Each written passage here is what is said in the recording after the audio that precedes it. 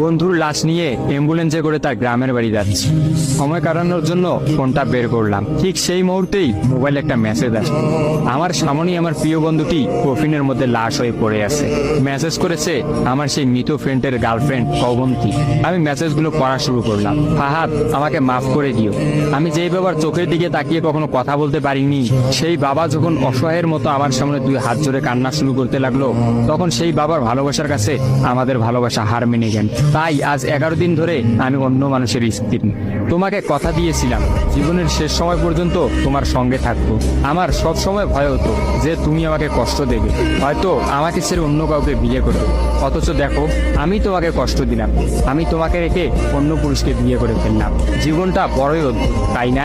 তোমার কি মনে আছে আমি তোমাকে কাঁদতে কাঁদতে বলতাম আমাকে কখনো ছেড়ে যাবে না? তো তুমি হাসতে হাসতে উত্তর দিতে, আমি তোমাকে কখনো ছেড়ে যাব না, তুমি আমাকে ছেড়ে গেলে যেতে পারো। তখন আমি অনেক রাগ করতাম, কারণ আমি তো তোমাকে পাগলের মতো ভালোবাসতাম। তুমি নেই এরকম কোনো পৃথিবী আমি কল্পনাও করতে পারতাম না। অথচ দেখো, আজ অন্য কেউ হচ্ছে আমার স্বামী। রোজ তার সাথেই আমাকে ঘুমাতে হয়, ঘুম থেকে উঠে তার মুখটাই আমাকে দেখতে। মানুষের জীবন এমন কেন যে যাকে চায় যদি তাকে পায়? প্রকৃতির তাতে কি এমন আসে যায়? কেনই বা প্রকৃতি তাদেরকে কাঁদায়? হুট করেই সবকিছু হয়ে গেছিল, তাই আমি ইচ্ছে করেই তোমার সাথে যোগাযোগ বন্ধ করতেই আমার নাম্বারটা বন্ধ করলাম। বিয়ের দিন ভাইয়ের ফোন হাতে নিয়ে আমার ফেসবুক আইডিটাও ডিলিট করে দিলাম। তুমি অনেক কষ্ট পেয়েছো আমি জানি, যার সঙ্গে সারা জীবন কাটাবো ভেবেছিলাম তাকেই শেষমেশ কষ্ট দিলাম। আমার পরিবারের সবাই খুশি, আমার স্বামীটা অনেক ভালো, এখন পর্যন্ত যা ব্যবহার করেছে আমার ভালোই লেগেছে। তবে ভবিষ্যতে কি হবে জানি না। তোমার কি আমার সেই প্রথম দেখা হওয়ার কথা মনে আছে?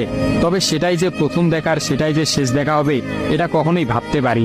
আসলে মানুষের চিন্তার বাইরে যে কত কিছুই ঘটে, তাই না? সেদিন আমি তোমার সাথে 3 ঘন্টা ছিলাম, কিন্তু সেই 3 ঘন্টায় কেউ কাউকে স্পর্শও করিনি। কিন্তু তুমি যখন আমাকে তোমার রিক্সায় তুলে নিতে তোমার হাতটা বাড়িয়ে দিলে, তখন আমি তোমার হাতটা প্রথম স্পর্শ করেছিলাম। বিশ্বাস করো, সেদিন আমার কিছুতেই তোমার হাতটা ছাড়তে ইচ্ছা করছিল না। তোমার ঘরে আমার জন্য কিনে রাখা শাড়িগুলো নিশ্চয়ই এখনো আছে। আচ্ছা, আমি তো এখন আর তোমার নই, ওই শাড়িগুলোকে আমি পাবো? তোমার তো যখনই কোনো শাড়ি পছন্দ হতো তুমি কিনে রেখে দিতে, আমি বলতাম বিয়ের পর সবগুলো একসঙ্গে নেব। দেখো, আজ আমি বিবাহিত, কিন্তু আমার স্বামী তুমি নও। আমি এমনটা কখনোই চাইনি। নিজের পছন্দের একটা মেয়েকে বিয়ে করে নিও, তারপরে শাড়িগুলো তাকে দিয়ে দিই। মেয়েরা শাড়ি কতটা পছন্দ করে তা কি তুমি জানো? যদি না জেনে থাকো তাহলে বিয়ের পর তোমার বউকে দিয়ে উপলব্ধি করে নিও। তোমার সাথে আমার অনলাইনে পরিচয়, তাই চিন্তা করেছি কোনোদিনও বেঁচে থাকতে আর অনলাইনে যাব না। আমার নাম্বারটাও বন্ধ করে দিয়েছি। আজকের পর থেকে আমাদের আর কোনোদিন কথা হবে না। তোমার কাছে একটা অনুরোধ, যদি চলার পথে আমাদের কোনোদিন দেখা হয়ে যায় তাহলে প্লিজ তুমি অচেনা হয়ে চলে দিও। নিজের যত্ন নিও আর জীবনটা গুছিয়ে নিও। জীবন তো একটাই, ভালো থেকো। কিন্তু আমি ভালো নেই। ইতি, তোমার ওই অবন্তী। সবগুলো মেসেজ একত্রে পড়লাম। আমার সামনে চিরনিদ্রায় শুয়ে আছে ফাহাদ। অবন্তী পরপর 5 দিন অনলাইনে আসেনি এবং ফাহাদের সাথে কোনো যোগাযোগ করেনি। তখন এক রাতে অফিস থেকে ফিরে ফাহাদ রাগ করে তার ফোনটা আসার দিয়ে ভেঙে ফেলে। ভাঙা মোবাইল আর ঠিক করা হলো না। ফাহাদ তার সিমটা আমার ফোনে ইনস্টল করে।